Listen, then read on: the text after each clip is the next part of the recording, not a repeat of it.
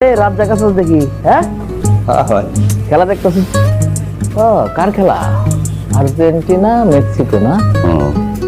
আপনি কার দলে ভাই? আমার আব্বা তো ম্যারাডোনার বিরাট ভক্ত ছিল।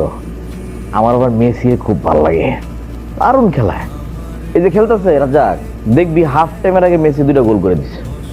কল লাগে ওদের পাওয়ার, কিক দিলি পরে গোল। চল বাজি ধরি 2000, মেসি হাফ টাইমের আগে 2টা গোল দিব।